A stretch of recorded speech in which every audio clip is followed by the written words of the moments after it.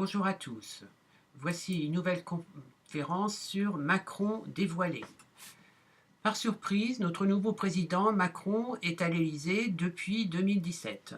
Il a un programme très ambitieux, relancer l'économie et diminuer les dettes, État, entreprises, particuliers, privilégier la productivité, diminuer les charges non productives et en particulier, il trouve que l'immobilier ne sert à rien.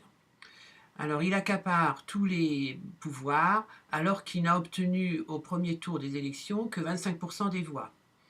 Mais nous avons un problème, nous avons une inversion du calendrier présidentiel par Jospin en 2000, c'est-à-dire que nous avons une chambre introuvable tous les 5 ans, puisque comme le président est élu en premier, après les gens ils votent pour le parti présidentiel.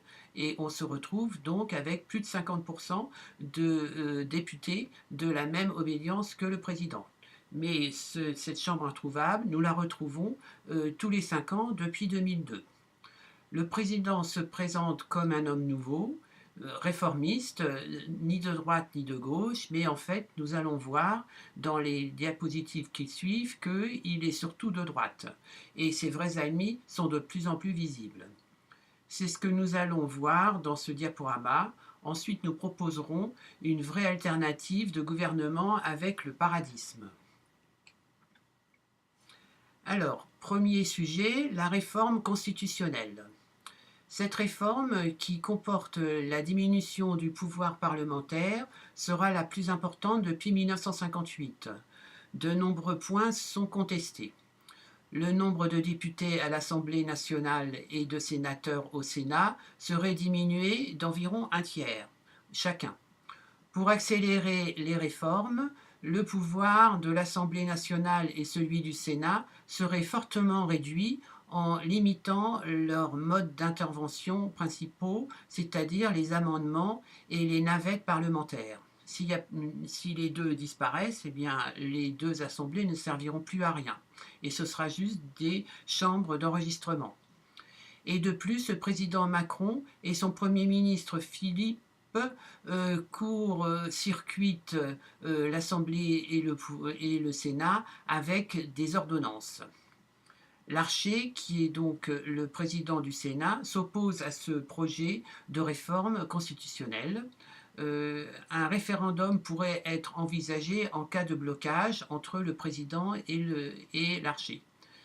Hier, De Gaulle a essayé de faire la même chose en essayant de supprimer le Sénat, mais il n'a pas réussi et il a perdu le pouvoir. Deuxième sujet, la réforme économique. Le président a déjà fait et fait encore de nombreux cadeaux aux riches. Donc, en voici quelques-uns. Transformation de l'ISF en impôt sur la fortune immobilière, puisqu'il trouve que l'immobilier, ça ne sert à rien, en exonérant les revenus boursiers pour privilégier la bourse, moyen de production. Suppression de l'exit tax des ultra-riches planqués en Belgique, dont on a beaucoup parlé il y a quelques années. Création de la flat tax, c'est-à-dire un prélèvement forfaitaire unique sur les revenus du capital qui diminuerait les impôts des actionnaires d'une façon très importante. Ensuite, baisse de l'impôt sur les sociétés de 33% à 25% en 4 ans, et plus si affinité. Au total, ces baisses d'impôts pour les riches reviendront à 10 milliards d'euros par an, même si les économistes ne sont pas d'accord sur les chiffres. Économie 2, le ruissellement. Alors, la grande théorie de Macron, c'est la théorie du ruissellement, c'est-à-dire que, initiée par Reagan et Thatcher il y a environ 30 ans. Si vous diminuez l'impôt des riches, les pauvres recevront quelques miettes de leur richesse. Mais nous allons voir que, en fait, ça ne se passe pas du tout comme ça. Nous attendons ce fameux ruissellement qui ne tardera pas à tomber sur les pauvres à une date indéterminée. Malheureusement, dans la pratique, cette belle théorie s'applique surtout à l'envers, c'est-à-dire qu'au lieu que l'argent aille vers les pauvres, eh bien, en fait, il va surtout vers les riches. Nous allons trouver un exemple. Par exemple, Apple. Apple a récupéré 200 milliards de dollars d'Europe grâce à Trump et dont la moitié a été détruite juste pour augmenter la valeur des actions restantes. Pendant que 1 million de Chinois travaillent pour eux et sont payés 600 dollars par mois. Mais évidemment, tout le monde s'en fout. Autre sujet très important, la réforme sociale, les retraites. Pour faire des économies budgétaires, une des réformes les plus contestées de ces mesures, et l'une des premières qu'il a faites, est de faire une loi spéciale sur la CSG à 9% pour les retraités, gagnant plus de 1 200 € par mois, en leur imposant une augmentation de CSG de 3% en exemptant tous les autres. C'est-à-dire que tous ceux qui ont plus de 1 200 € par mois sont considérés comme des riches.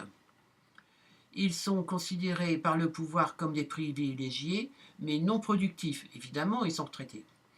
Alors que les revenus des retraités sont divisés par 2 en moyenne après leur cessation d'activité, et les pensions de réversion des conjoints sans emploi sont environ la moitié de celles des pensions de retraite de la personne qui a travaillé.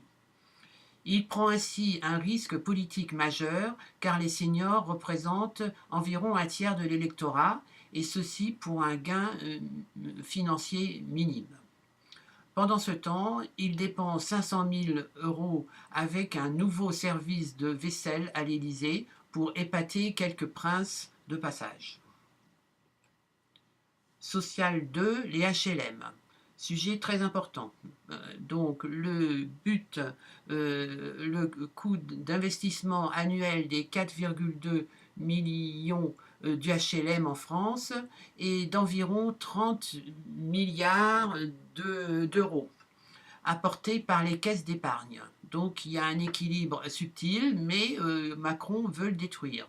Notre président a décidé de chambouler le système de financement en regroupant les trop nombreux organismes de HLM et en les rendant plus attractifs pour une éventuelle privatisation par des fonds d'investissement.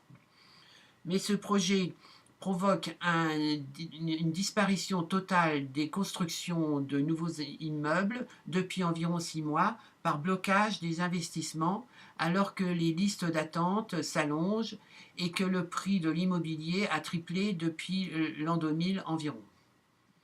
Cette politique de privatisation des investissements des HLM a été mise en place à grande échelle en Allemagne et dans d'autres pays et en fait c'est un désastre avec des effets pervers inévitables pour les revenus modestes. Le but est clairement de faire des économies et tant pis pour les pauvres. Donc les collectivités territoriales. Donc le pouvoir a commencé à supprimer les 500 000 contrats aidés qui donnaient du travail à des bénévoles du RSA et aidaient les mairies, les écoles, etc. Il s'occupait aussi des handicapés et autres. Il veut baisser les dépenses de fonctionnement des collectivités territoriales de 13 milliards par an parce qu'il trouve que en fait, la plupart de leurs dépenses ne servent à rien. Pour cela, il instaure une contractualisation sur le montant maximum des dépenses des collectivités territoriales. Il limitera les actions des municipalités sous peine de sanctions financières. Avec ces initiatives, de nombreuses villes pauvres seront bientôt au bord de la faillite, et tout cela sans aucune concertation. De plus en plus de villes sont déjà en extrême difficulté avec de nombreux projets sociaux et culturels bloqués. La réforme Borloo a été mise à la poubelle du jour au lendemain. Ensuite, très important, l'armée et la police. Macron limoge le chef d'état-major Pierre de Villiers en public en juillet 2017 car celui-ci a critiqué le budget de la défense. Cette mesure exceptionnelle a provoqué un choc au sein de l'armée, appelée traditionnellement la Grande Muette. Autre problème, ce qui s'est passé cet été 2018, au mois de juillet, nous avons eu l'histoire d'un certain monsieur Benalla, qui a été nommé lieutenant-colonel à 26 ans en tant qu'expert en sécurité des installations. On se demande bien ce qu'il faisait. Mais en fait, maintenant, nous savons, puisque un journal en a grandement parlé pendant plus de 6 mois, pendant 2 semaines. Avec ce titre hors norme de lieutenant-colonel, c'est-à-dire que normalement, ils touchent 6 000 euros par mois, et normalement, ils ont plus de 40 ans, ils s'invitaient à de nombreuses réunions du ministère de l'Intérieur, et a provoqué plusieurs incidents avec des policiers et des gendarmes, puisqu'évidemment, ils se demandaient ce que ce personnage venait faire chez eux. Son action inappropriée lors de la manifestation du 1er mai 2018 a provoqué sa chute. Conclusion provisoire. À la lecture de ces exemples, on voit que Macron est bien le président des riches, un sondage le situant franchement à droite de l'échiquier politique.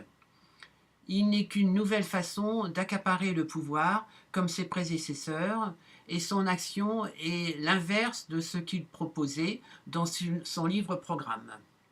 Sa prise de pouvoir ressemble à celle de De Gaulle quand la guerre d'Algérie bloquait toutes les institutions en 1958. Il décide de tout avec une fausse concertation, et cela provoque de nombreux mouvements sociaux qui se radicaliseront de plus en plus dans l'avenir.